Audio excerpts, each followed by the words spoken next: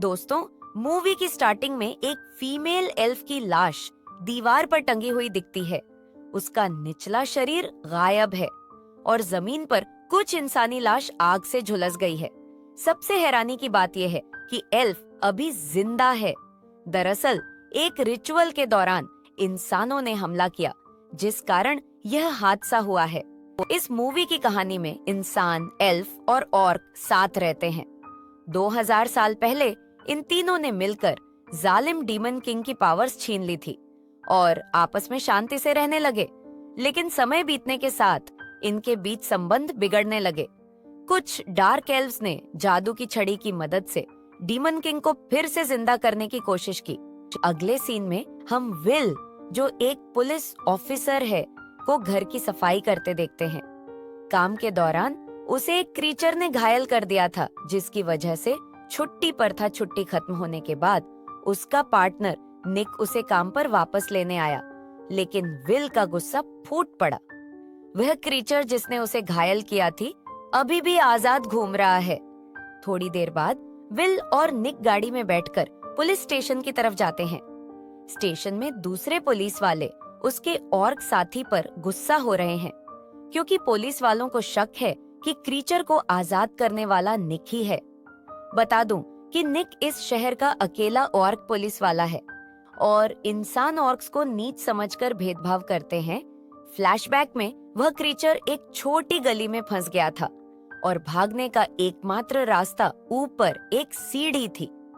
उन्होंने विल को एक रिकॉर्डर दिया और बताया कि निक का बयान रिकॉर्ड करवाकर हम उसे पुलिस से निकलवा सकते हैं। शुरू में विल ने मना कर दिया, लेकिन दूसरे पुलिस वालों ने धमकी दी कि अगर विल ने साथ नहीं दिया तो उसे नौकरी से हाथ धोना पड़ेगा। अगले सीन में विल और निक पुलिस कार में हैं। उन्हें वायरलेस पर शिकायत मिली कि एक पागल नंगा आदमी सड़क पर तलवार से दूसरों को डरा रहा है। कह रहा था डीमन किंग का राज फिर से आएगा और तुम सब उसके गुलाम होगे। पुलिस को देखते ही आदमी डर गया और तलवार जमीन पर फेंक दी। थाने लौटते समय पागल आदमी ने एक पुरानी कहानी सुनाना शुरू कर दी।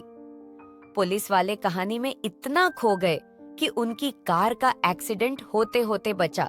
शाम को दोनों को कंट्रोल सेंटर से नया काम मिला। उनके आसपास ही गोलीबारी की आवाज आई थी। छानबीन के लिए वे मौके पर पहुंचे तो देखा कि जगह जगह पर जली हुई लाश पड़ी थी, जो राख बन चुकी थी। आगे बढ़ते हुए उन्होंने एक फीमेल एल्फ को दीवार पर देखा, जिसका निचला शरीर गायब है और पेट से अजीब टेंटिकल्स निकल रहे हैं। अचानक पीछे से एक क्रीचर भागा और विल ने उसका पीछा किया। जैसे ही विल ने टेजर से उसे कंट्रोल करने की कोशिश की, गाड़ी में ब्लास्ट हो गया। पूछताछ के बाद इस फीमेल एल्फ ने बताया यह जादू की छड़ी किसी भी इच्छा को पूरा कर सकती है और डीमन किंग को जिंदा करने वाली 4 छड़ियों में से एक है।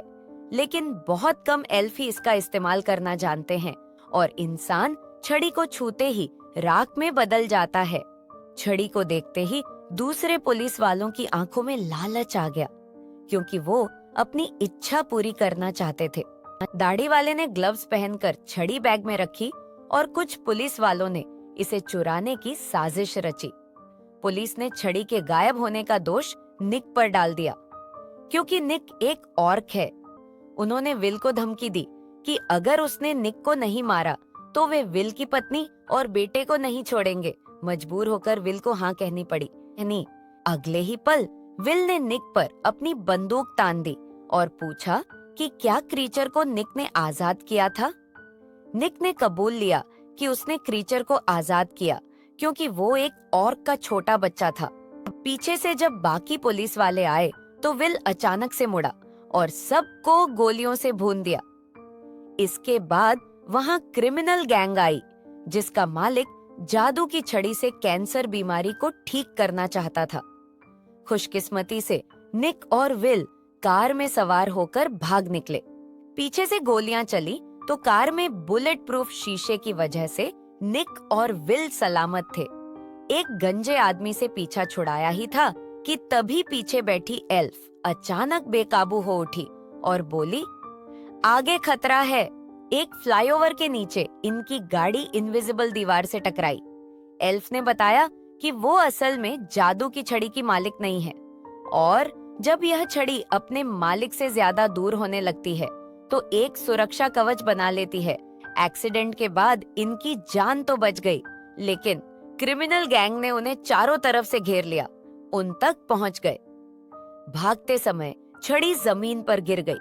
कुछ गुंडे छड़ी को उठाने के लिए भागे, लेकिन इंसानों के छूते ही छड़ी ने भयंकर धमाका किया। दोनों तरफ से भारी गोलीबारी हो रही थी।